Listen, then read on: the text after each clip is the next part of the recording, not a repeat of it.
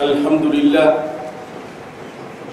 لله الذي من علينا بنعمة الإسلام وكفى به نعمة.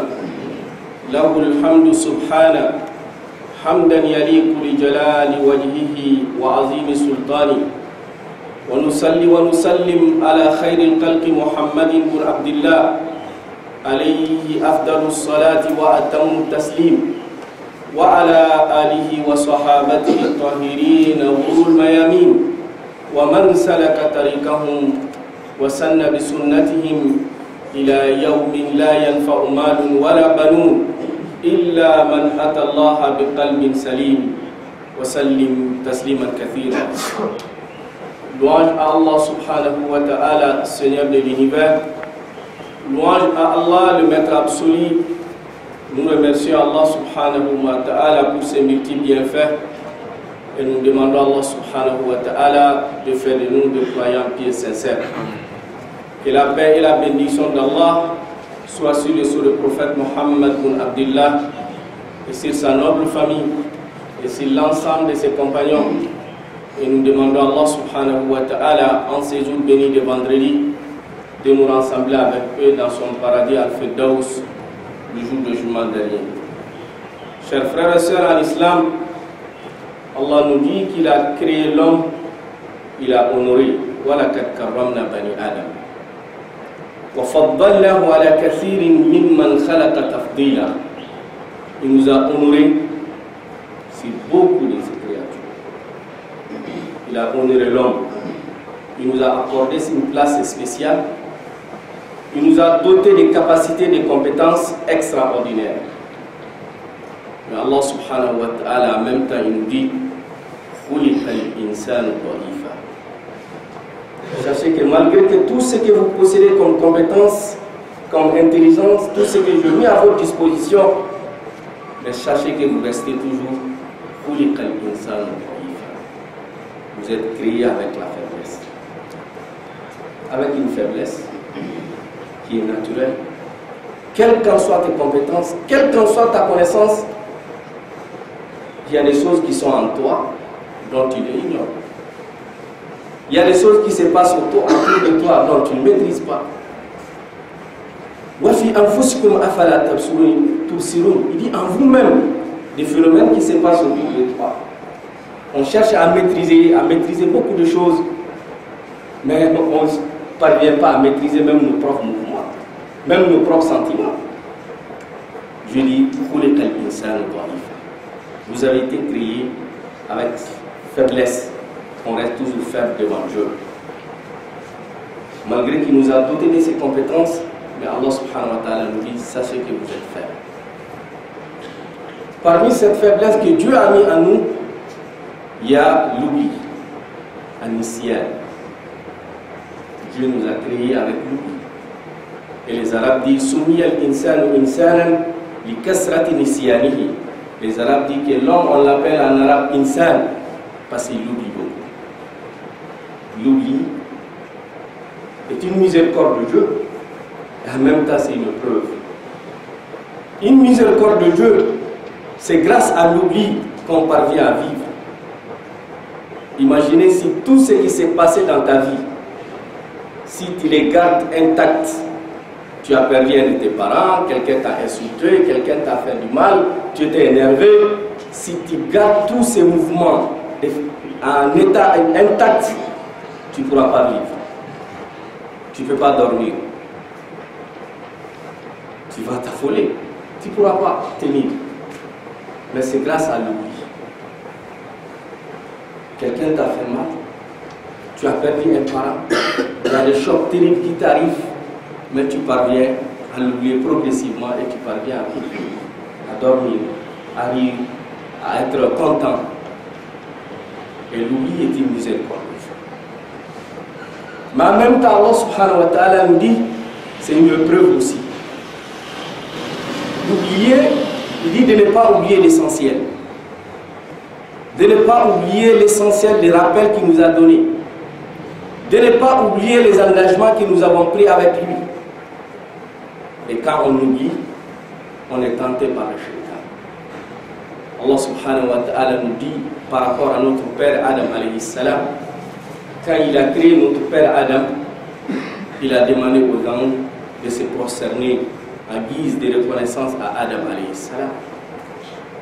Iblis, la'anatullah alayhi, qui était un ange, un djinn, qui n'était pas un ange, il a refusé de se prosterner. Comme le Coran nous rapporte, je suis meilleur à lui, Dieu. Tu as créé des poussières et moi je t'ai créé de lumière. Comment je vais me prosterner pour lui? Et Allah subhanahu wa ta'ala dit, Iblis, tu refuses d'obéir à mes ordres, je vais te faire sortir de ma miséricorde. Il dit Allah subhanahu wa ta'ala, Dieu, tu es juste, tu ne commets pas d'injustice envers tes serviteurs. Je veux que tu me récompenses par rapport à ce que je fais comme adoration. Je dis, malgré que c'est moi qui t'ai créé, mais je veux te récompenser. Qu'est-ce que tu veux qu'on récompense? Il dit, Dieu, je veux que tu me donnes l'éternité, que tu restes jusqu'à la fin du temps. Dieu, je veux que tu me donnes de tels pouvoirs, afin que je ne sois pas seul à l'entrée dans l'enfer, pour que je puisse pas de campagne, amener les fils d'Adam à m'accompagner, qu'ils soient mes compagnons, mes associés pour aller vers l'enfer. Dieu dit, je te donne cette possibilité. Mais sache, illa ibadi al-mukhlasin. Tu auras la possibilité de les manipuler. Mais parmi eux, ceux qui sont sincères, ceux qui sont fidèles à leur engagement, ceux qui se souviennent constamment de l'engagement qu'ils ont pris avec moi, tu n'auras pas de pouvoir sur eux. Tu ne pourras pas les manipuler. Et cette conversation s'est déroulée en présence de notre père Adam alayhi salam. Donc un événement qu'il a vécu. Il a assisté à ces deux pas. Il a assisté à cette conversation entre Iblis et Allah subhanahu wa ta'ala, le Seigneur de l'univers. Et quand Dieu l'a fait sortir de sa miséricorde. Et quand il s'est engagé, oh Dieu, tu m'as fait sortir de ta miséricorde, je vais battre campagne. Je ferai tout pour que les fils, les descendants de Adam alayhi salam ne reviennent pas au paradis. Je dis à notre père Adam alayhi salam, Inna shaytana lakum aduwwun fattakhizuhu aduwwa. Tu as attendu ce qui vient de se passer. Lui, c'est ton ennemi. Prends-le donc comme ennemi. Donc, il a été averti. Il a été averti. Et le shaitan, à partir de cet instant, il a commencé à développer des stratégies. Qu'est-ce qu'il va faire pour amener notre père Adam alayhi salam à désobéir à Allah subhanahu wa ta'ala? Il a développé toutes sortes de stratégies. Et le venir à Adam par des manipulations. Voilà, tu as vu comment Dieu m'a fait sortir de sa miséricorde. Sache que toi aussi un jour tu vas sortir. Hein? Il faut faire attention pour lui faire douter d'Allah subhanahu wa ta'ala. Et quand il ouvre une porte, Adam réussit à fermer cette porte.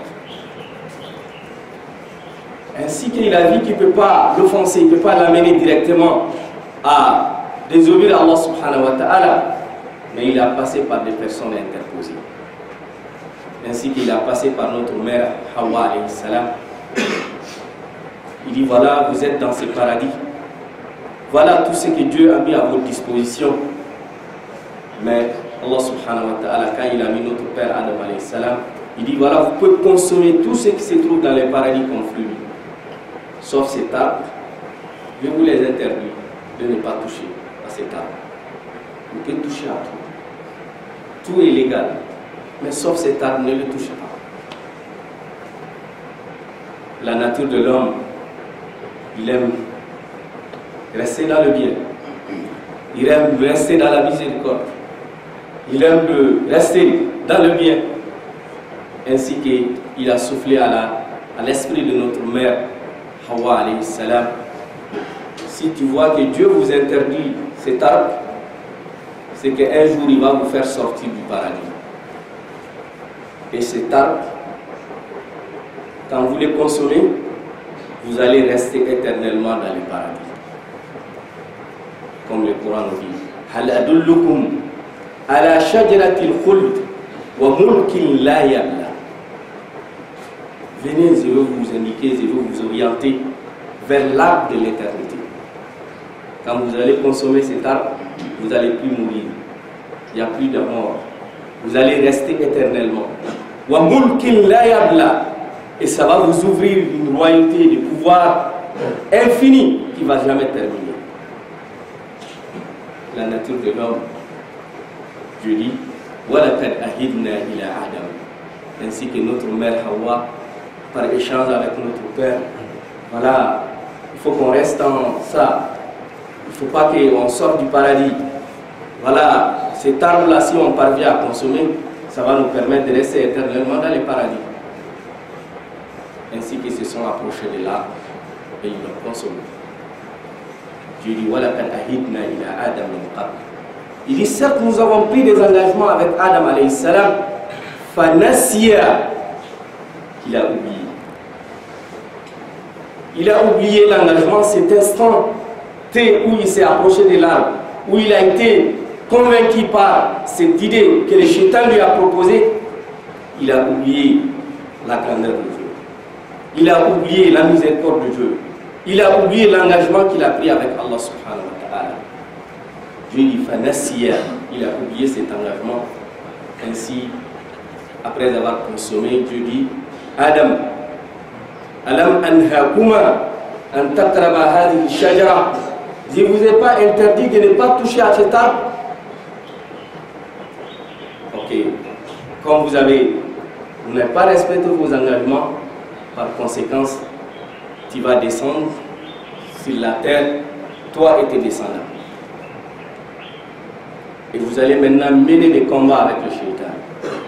Vous serez en face de lui. Parmi tes descendants, ceux qui vont faire du bien, ceux qui vont rester, lutter contre cet oubli, se souvenir constamment de cet engagement qu'ils ont pris avec moi, qui est d'adorer Allah subhanahu wa ta'ala. Et ils vont retourner dans le paradis. Que Dieu fasse qu'on soit parmi eux. Mais il dit, ceux qui ne vont pas respecter leur engagement, ils finiront par se retrouver dans l'enfer. En guise de rappel, Dieu nous demande 17 fois par jour de répéter cette formule de rappel. Iyyaka na'budu wa iyyaka nasta'in. La prière n'est pas valable si on ne récite pas la sourate al-Fatiha. Et dans la sourate al-Fatiha, cette formule, Iyyaka na'budu wa iyyaka nasta'in, Dieu dit, le prophète sallallahu alayhi wa sallam dit dans les hadiths, chaque fois quand l'homme revient dans la lecture, dans la prière, tu reviens sur Surat al-Fatiha, dans la récitation, dans ta récitation, chacun d'entre nous, même si on est des milliards ou des milliards de milliards qui prient en même temps, quand tu arrives à cette phrase, Iyyaka na'budu wa iyyaka nasta'in, que Dieu dit aux anges, voilà, il est en train de renouveler son engagement avec moi. Et s'il respecte son engagement, je veux respecter la mienne. Mais s'il faillit à ses engagements, sache que j'ai un châtiment douloureux, que Dieu nous préserve. Et Dieu dit, voilà, j'accorde à mes serviteurs tout ce qu'il veut. Et c'est pour cela la sourate al-Fatiha, on le clôture avec quoi? Ihdina as-sirata al-mustaqim. Dieu, on veut que tu nous guides vers le droit chemin. Qu'on ne soit pas égaré. On veut que la droiture, que tu nous éclaires la voie, que tu nous inspires la bonne direction, vers la bonne direction. Tu nous orientes vers la bonne direction. Ihdina as-sirata al-mustaqim. Et pour donner plus de précision, sirata alladhina an'amta alayhim. Dieu, nous voulons la voie des gens qui ont obtenu ta miséricorde. An'amta alayhim. Allah ne m'a qui est la voie de qui? La voie des prophètes. Alladhina an'ama Allahu alayhim min an-nabiyyin was-siddiqin wash-shuhada was-salihin wa hasuna ulaika rafiqa. Dieu, je veux que tu me guides vers cette voie. Ghayril maghdoub. Dieu, je ne veux pas la voie des gens qui ont eu ta colère, qui t'ont désobéi, qui t'ont fait des défis. Car Dieu, Allah Banu Israël, il les faisait descendre la nourriture, al-man wa salwa. Il dit, Dieu, voilà, tu nous fais descendre la viande de poulet, on n'aime pas ça, on veut de plus de variétés. Comme le Coran nous dit, Dieu faisait descendre sur eux la nourriture. Il dit, Allah, on t'a fait, il trouve au dossier, Manu Salwa, c'est qu'on a sauvé. Il dit vraiment là, on est là. On veut plus de variétés. Je dis, ok, si vous voulez plus de variétés, ihbitu Misra, fa inna lakum ma sa'altum. Descendez en Égypte et vous allez trouver, vous allez cultiver, travailler, et la terre est fertile et vous avez tout avec vous. Et Dieu, on ne veut pas la voix de ces gens. Quand Moussa est venu à eux, que Dieu vous invite vers lui, il dit, Moussa, parte avec ton Seigneur. Nous, on ne veut rien faire là. Nous, on est là. Toi et avec ton Seigneur là, occupe-toi des ennemis. Nous, on est là. Quand vous allez réussir, on est avec vous. Et il dit, Inna Allah faqir wa nahnu aghniya. Moussa, ton Seigneur là, il est pauvre. Dieu, il est pauvre. Il ne donne pas assez aux gens. Wa nahnu aghniya. Nous, on ne veut pas la voix de ces gens.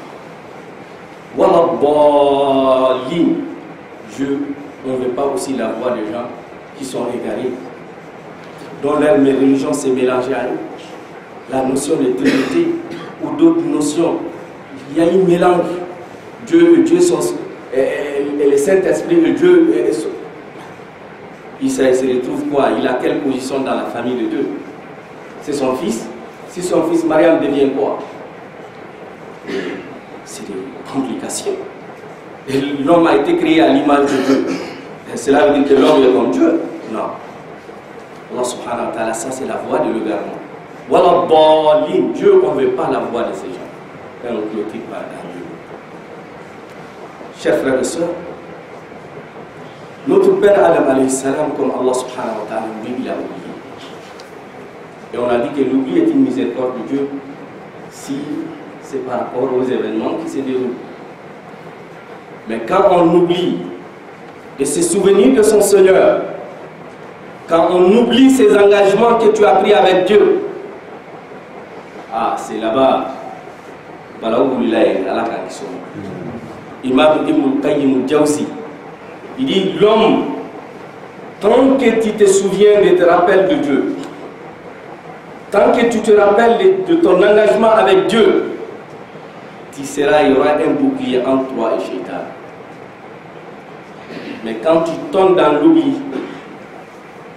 en ce moment, le Shaitan te manipule comme un objet de jeu. Ibrahim ibn Adham, quand il a eu la conversation avec Iblis, La'natullah alayhi, il dit comment vous êtes avec les êtres humains.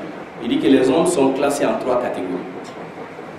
Première catégorie d'hommes, vraiment nous, on n'a pas d'influence sur eux. Tout le temps, ils créent des boucliers, on ne peut pas les approcher. Deuxième catégorie de gens, et ils sont nos objets de jouer. Et ils sont comme, ils sont soumis à nous. Pourtant, appuyés dans la bêta. Il dit, troisième catégorie de gens, c'est eux qui nous fatiguent. On parvient à avoir la dominance sur eux, à les maîtriser.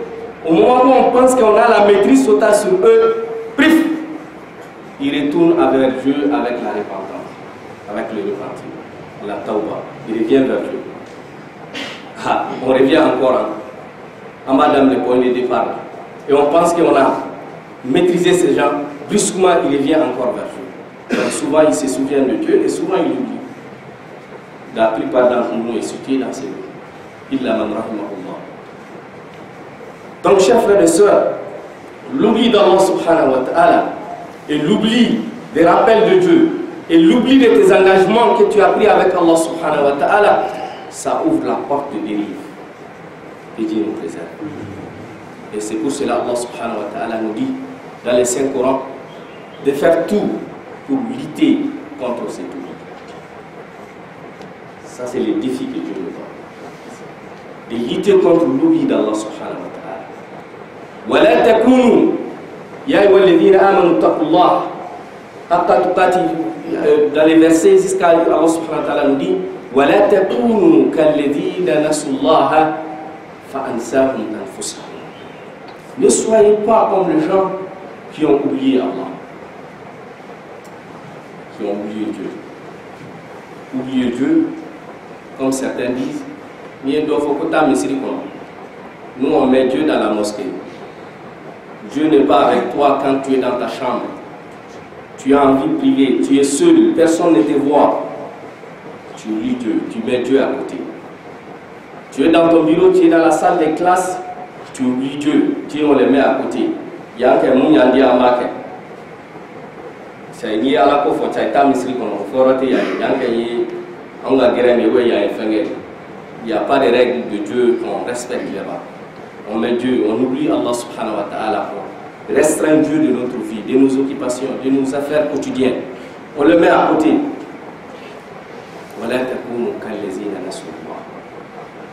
Tu es seul, personne ne te voit. Sache que ton second est Allah subhanahu wa ta'ala. Ma yakunu min najwa salasatin illa huwa rabi'uhum wala khamsatin illa huwa sadisuhum wala adna min zalika wala aksara illa huwa ma'ahum. Tu es seul, personne ne te voit. Sache que Dieu te voit. Oublier Dieu, c'est de penser que je peux faire tout, que personne ne peut m'interpeller. Tu te donnes une liberté absolue. Bien sûr, tu es libre, mais Dieu dit qu'il y a des limites qu'il faut respecter. Donc nous devons lutter contre l'oubli. Penser à Allah subhanahu wa ta'ala. C'est rappeler constamment de Dieu. On dit la nature de l'homme, comme les savants, les spécialistes disent, que l'homme naturellement on oublie. Et notre habitude fait que des choses se sont gravées dans notre mental.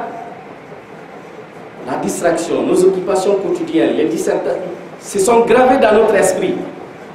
Et pour pouvoir l'enlever, on a besoin de mener un exercice, de s'exercer en pouvant ne pas, n'est-ce pas, oublier, pour pouvoir parvenir à avoir la capacité de graver, si on peut dire, les informations, qui est le fait de se souvenir d'Allah subhanahu wa ta'ala. L'idée est exercée afin que tu puisses te souvenir de Dieu. Et c'est pour cela que Dieu nous a demandé de faire les zikrs. Quand on dit les zikrs n'est rien d'autre.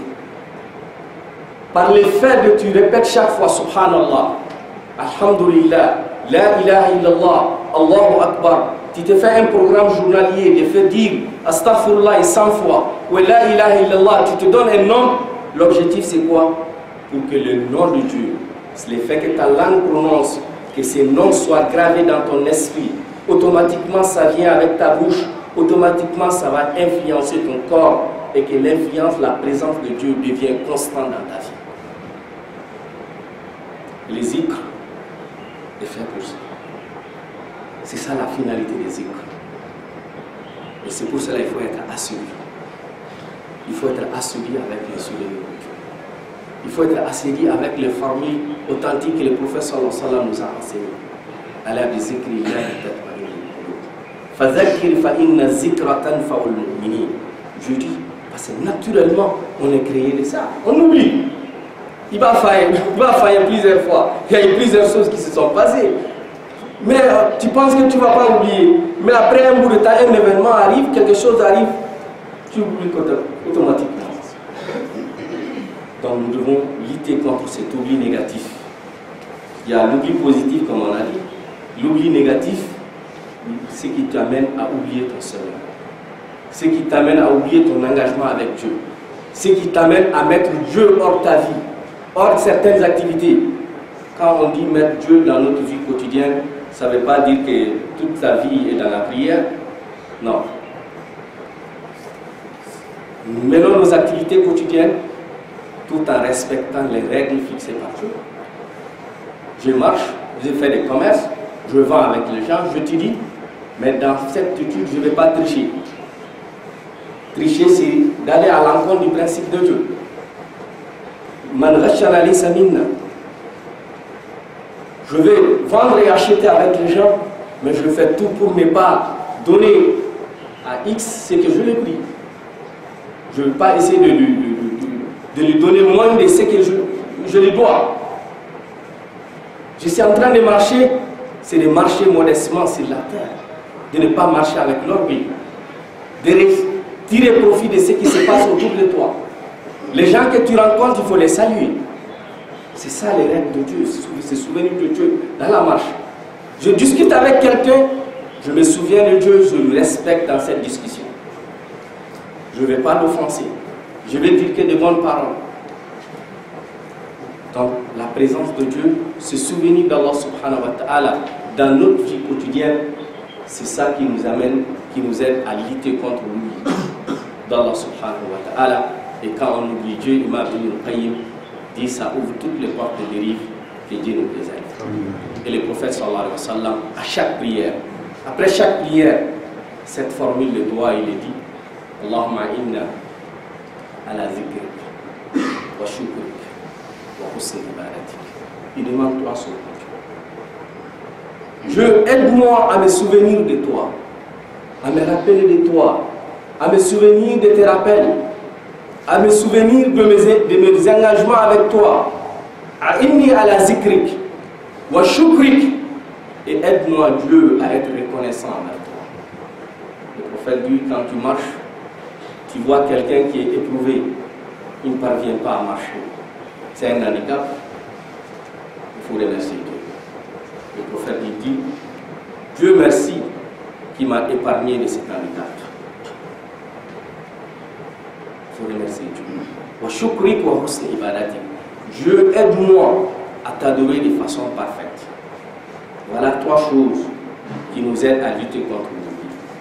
Se souvenir de Dieu des zikr, être reconnaissant envers Dieu, et ensuite une adoration parfaite. La perfection dans l'adoration, trois choses qui aident l'homme à lutter contre l'oubli négatif, comme on a dit, l'oubli, n'est-ce pas, négatif, qui est d'oublier Allah subhanahu wa ta'ala. Que Dieu nous aide à se souvenir de lui, qu'il ne guide nous pas, qu'il nous assiste. نفعني الله بهذا الكتاب وأقول قولي هذا واستغفر العظيم لي ولكم ولسائر المسلمين من كل ذنب فاستغفروه إنه هو الغفور الرحيم أو كما قال تائب من الذنب كما لا ذنب.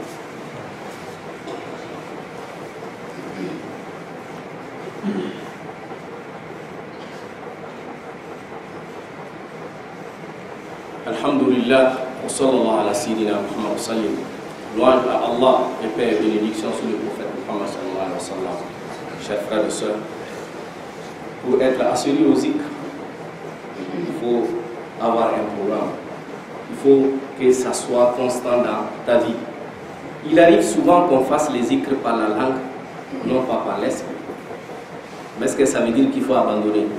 Non, il faut continuer.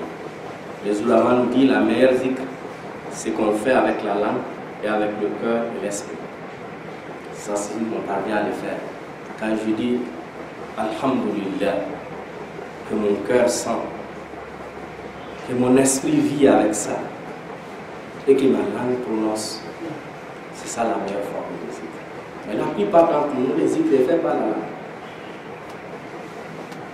Mais est-ce que ça veut dire qu'il faut abandonner? Non, il faut continuer. Le shaitan cherche à te faire décourager. C'est quand tu zikr, tu parles de Dieu, tu dis Subhanallah, tu dis Alhamdulillah, Astaghfirullah, A'udhu-billah. Le shaitan, il est gêné. C'est comme un peu bien de toi. Il veut bien tout le monde avec mon gars. Donc, il fait tout pour te faire décourager. Parce que si tu ne le fais pas, il est content.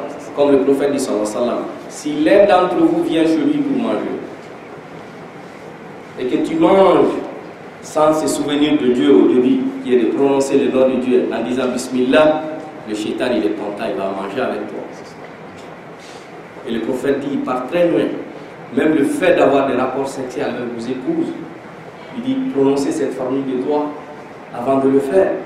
Allahumma inni janibna shaitan wa janib shaitan. Il dit si tu ne le fais pas, le shaitan il va avec toi, il va tirer plaisir de toi, avec toi. Que Dieu nous préserve. Donc il est avec nous. Il vit avec nous. Et c'est ça que le prophète dit. Il vous voit et vous ne le voyez pas. Il t'étudie pour étudier tes faiblesses. Et ce qui lui permet d'avoir des pontes, et c'est ça qu'il fait faire. Et tout ce qui te permet de l'affaiblir, d'affaiblir ses influences sur toi, il te fait décourager. Quand tu veux aller à la mosquée, bon, là, c'est le toi 5 minutes. Donc, monsieur Gabaroline Dominicain, ouais, je viens à l'imam trouver l'essentiel que je puisse prier à la mosquée. Même si je trouve la dernière rak'at, c'est bon. Parce que quand tu viens tôt, les 3 minutes, les 5 minutes que tu fais dans la mosquée, avant l'heure de la prière, ça lui fait. Il est gêné. Et lui, il ne veut pas. Jouer des longues, il qui pointe les limites. Que Dieu nous aide à avoir la victoire. Que Dieu nous aide à avoir la dominance. Que Dieu nous aide enfin de minimiser l'influence de Shaitan. Comme on dit, c'est comme Negani Emma Metouna. Faire le tour. Le faire élément. Les champs magnétiques, vous connaissez mieux que moi les physiciens. L'attraction devient quoi? Mais à chaque fois que tu parviens à l'éloigner, le champ d'influence devient faible. Ani Shaitan est bête. Ni à la cosmo, il y a des gens qui ont influencé le droit. Mais quand tu oublies Dieu, champ d'attraction de bruit, jusqu'à ce que nous avons des dazona et mamba mine, n'a grela là-bas, ça va avec force camine. De la même manière, c'est comme ça. Donc, Amé Shaitan a influencé le droit quand il doit pour des cas la lecture du corps, la prière, des moyens que Dieu nous a donnés. Dieu nous a donné des moyens pour réussir le combat.